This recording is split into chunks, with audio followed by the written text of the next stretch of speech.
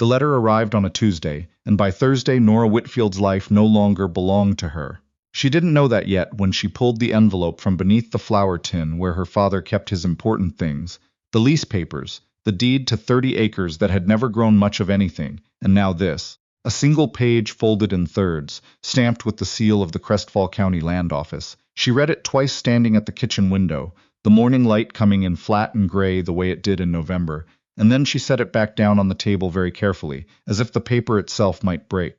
Her father, Earl Whitfield, came in from the barn 20 minutes later, smelling of horses and cold air. He saw the envelope on the table. He didn't say anything for a long moment. "How much?" Nora asked. $412. He pulled his hat off. "Plus interest. How long have you owed it?" He didn't answer that. She already knew. She'd seen the notices tucked behind the flour tin, too, going back 3 years. She'd chosen not to ask. That had been its own kind of cowardice, she'd think later. But she was 26 and had been running this house since her mother died, and there were only so many hard things a person could hold at once. "What happens if we can't pay?" she asked. Earl sat down at the table. He was a big man who had gotten smaller in recent years, the way some men did, not thinner exactly, just diminished, like something had been slowly leaking out of him. "They take the land," he said, "and the stock. We have until when? First of the year." Nora looked out the window at the yard. The fence needed painting. It had needed painting for 2 years. There was a crow sitting on the top rail, watching the house with the particular patience of a creature that had nowhere better to be. "There's something else," her father said. She turned. Earl was looking at his hands. "Cray Dunmore came to see me last week." The name landed oddly. Dunmore was a name everyone in Crestfall County knew the way you knew the shape of the mountains, as a fixed, permanent thing in the distance. The Dunmore family had ranched the Eastern Valley for 40 years. The father was dead now. There was a son. Nora had seen him twice, maybe 3 times, from a distance at the county fair and once outside the assay office in town. A quiet man. Tall. Not young but not old. "People said he kept to it," Nora asked. Earl looked up. "He wants to settle your debt." The silence in the kitchen was very loud. "In exchange for what?" she said. Her father looked back at his hands. "He asked for you." She didn't scream. She didn't cry. She walked outside and stood by the fence until the crow flew away, and then she stood there a while longer. The cold came through her dress, but she didn't go back in. She was thinking about her mother, about how Delia Whitfield had hung laundry on this same line every Monday for 23 years, and about how the world had not seemed like the kind of place where a thing like this could happen. But it was. Evidently it was. She went back inside when her hands went numb. "Tell me exactly what he said," she said to her father. Earl repeated it as best he could. Dunmore had come in the afternoon, hat in hand, and had spoken plainly. He was aware of the debt. He was prepared to pay it in full, assume the mortgage on the land, and leave Earl with the house and the 30 acres free and clear. In return, he asked for Nora's hand. "He said hand," Earl repeated. It wasn't disrespectful, Nora. He spoke like a gentleman. He spoke like a man purchasing livestock, she said. Earl flinched. "That's not fair, isn't it?" He didn't answer. She made dinner. She didn't know what else to do. She peeled potatoes and sliced salt pork and listened to the wind picking up outside, and she thought about what $412 meant and what it did not mean, and what she was being asked to give for it. She was not a piece of land. She was not a horse. She had opinions and fears and a particular way she liked her coffee and a list of books she'd been meaning to read, and none of that had been consulted. But she also knew what it meant when a family lost their land in November with winter coming. She set a plate in front of her father. She sat down across from him. "I want to meet him first," she said. Earl looked up. "Alone," she said. "Before I agree to anything, I want to talk to him myself." Cray Dunmore arrived at 10 o'clock the next morning on a gray horse she later learned was named Bishop. He tied Bishop to the post out front and knocked on the door, and when she opened it, he took his hat off immediately. He was perhaps 35, dark-eyed, a scar along his jaw she'd never noticed from a distance. He looked at her steadily and without the particular hungry quality she'd been bracing for, and that surprised her enough that she forgot, for just a moment, to be angry. "Miss Whitfield," he said. "Mr. Dunmore," she said. "Come in." Her father had made himself scarce. It was just the two of them in the kitchen. She had made coffee and set out 2 cups, and she poured without asking and pushed one toward him. He sat across from her, back straight, hat on his knee, and he didn't touch the coffee right away. He was waiting for her. She respected that without wanting to. "I'd like to understand the terms," she said.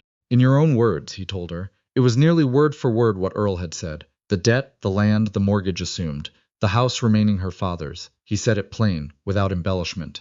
"And what do you get?" she asked. "A wife. Why?" Something shifted in his face, not discomfort exactly. Something more considered.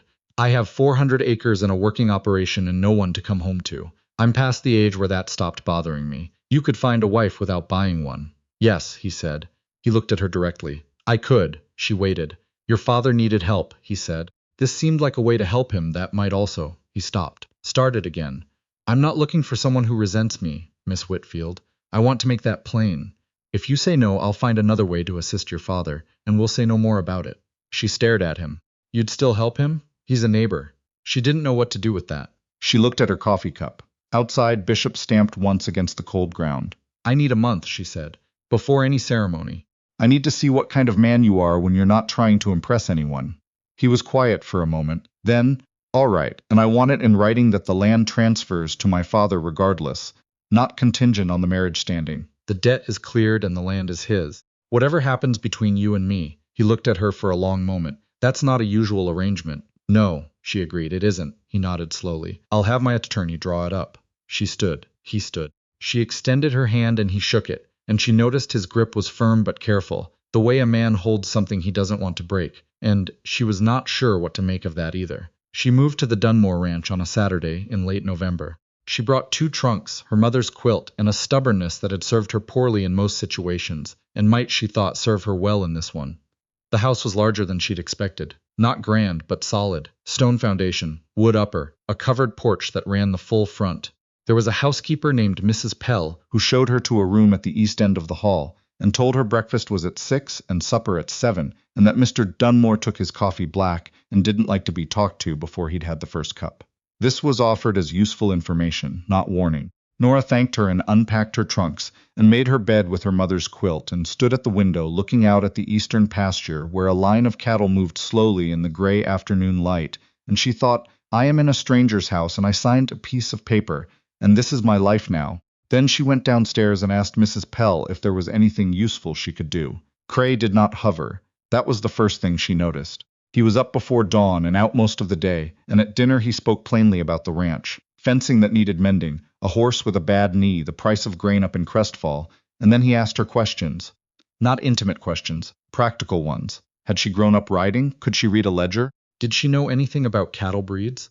When she said yes to the first, no to the second, and more than you'd expect to the third, something in his expression shifted in a way she couldn't quite name.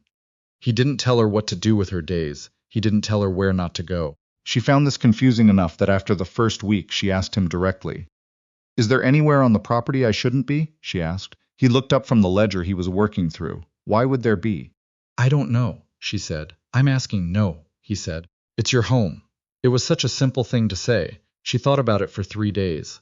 By December, she had learned the following things about Cray Dunmore. He read at night, and his taste ran toward history, which she found unexpectedly interesting. He was patient with horses and short with men who weren't. He could fix nearly anything mechanical on the ranch, and preferred to do it himself rather than wait for someone else. He didn't drink, except for a small whiskey at Christmas, and one other occasion she'd learn about later. He had a younger brother named. She called him your brother in her head and then out loud, because Cray rarely used his name, who lived in Denver and sent letters that Cray read once and then filed without discussing. She learned that he rose before the sun not because he had to, but because he couldn't sleep past 4, and had long since stopped trying. She learned this because she was awake at 4 herself one morning when a nightmare startled her up, and she came downstairs to find him already at the kitchen table with his coffee and a map of the east pasture, and neither of them said anything for a moment, and then he got up and poured her a cup without being asked, and she sat across from him, and they were quiet together for a while, and that was easier than she'd expected. Bad dream? He said eventually. My mother, she said. Then, because she didn't want to talk about it. You're always up this early? Since I was about 16, he said. After my father got sick, I started getting up to check on the stock. Never trained myself out of it after. How old were you when he died? 19. And you've run the ranch since then, mostly? He looked at the map. First few years there were people who thought I couldn't. That was useful, actually. Gave me something to prove. She looked at him. You didn't resent them? I used it, he said. He glanced up. Resentment's expensive. She thought about that for a long time after she went back to bed. Christmas came. She went to her father's for the day and found Earl looking better than he had in years, the particular relief of a man who had set down a weight he'd been carrying too long. He asked carefully how things were. She said fine. which was true in a way she hadn't expected it to be, and she could see him trying to figure out what that meant. She didn't quite know how to explain it herself. When she came back that evening, the house was quiet. Mrs. Pell had gone to her sister's. Cray was in the front room with a fire going and a book open in his lap, and when she came in from the cold, he looked up.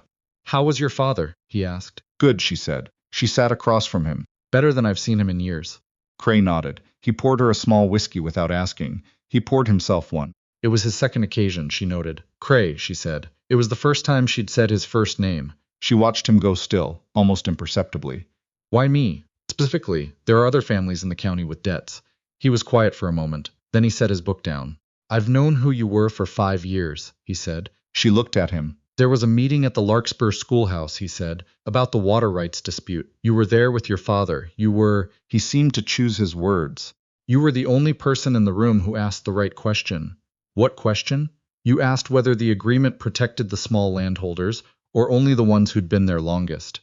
He looked at the fire. Nobody else thought to ask that. The men in that room had been arguing for 2 hours, and you stood up in the back and asked the one question that cut through all of it. She remembered the meeting. She remembered being nervous. She hadn't thought anyone had heard her. "That was 5 years ago," she said. "Yes, you never spoke to me." "No." A pause. "You were 21. It didn't seem it wasn't the right time." She sat with that for a while. The fire popped. Outside, the wind had quieted. "Why didn't you just come to call?" she said.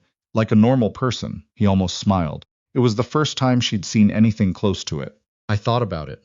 Then your father's situation became what it was, and I thought, if I wait until the debt takes the land, it's too late, and if I come now, I can offer something real."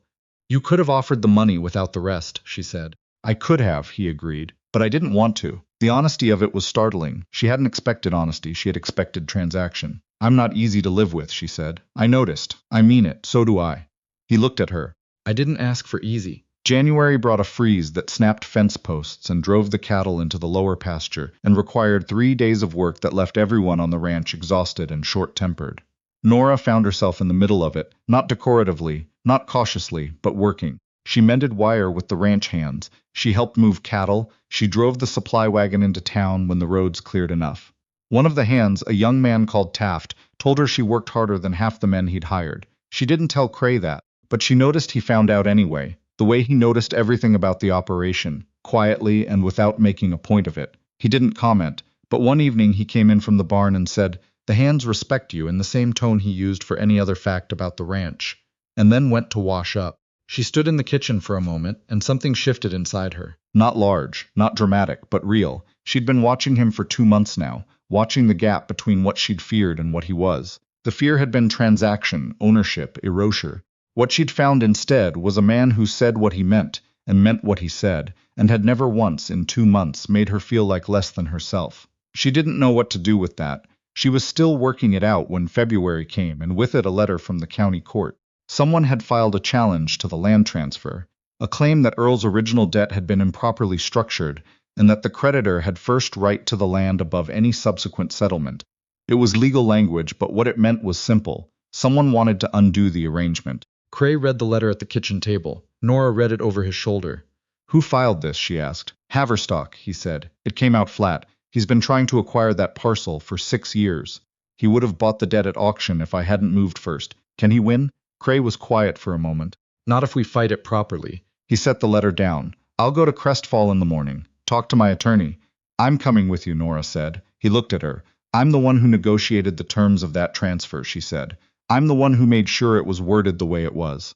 If anyone's going to explain it to a judge, it should be me." A pause, long enough that she started to brace for an argument. "All right," he said. The hearing was in the second week of February, in a courtroom that smelled of old wood and lamp oil. Judge Elspeth Carver presided. A woman in her 50s with a reputation for precision and no patience for delay. Haverstock's attorney argued that the debt settlement had been structured to circumvent proper creditor claims, that Dunmore had used his financial position to unfairly preempt a legal process. Nora testified.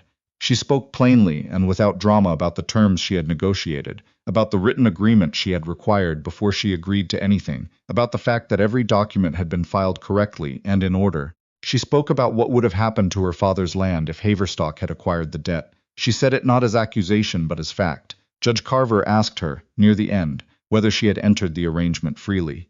Nora looked at her directly. I had conditions, she said. They were met. That's what freely means to me. The judge held her gaze for a moment, then she wrote something down. The ruling came the following Thursday. The challenge was dismissed. The transfer stood. Cray read the letter out loud at the kitchen table. Nora stood at the stove and listened, and when he finished, she turned around and found him looking at her with an expression she hadn't seen on him before. Open, unguarded, like something had loosened. Thank you, he said. It was simple. He meant it completely. She looked at him. She thought about a room full of arguing men and a question that cut through all of it. She thought about 5 years and a man who waited for the right time, and then, when he acted with his whole hand open instead of closed. You could have bought my father's debt and not involved me at all, She said. You could have done it anonymously. He'd never have known. Cray was quiet. Why didn't you? He looked at her for a long moment. Because I didn't want to do something for you without giving you a chance to choose whether you wanted it.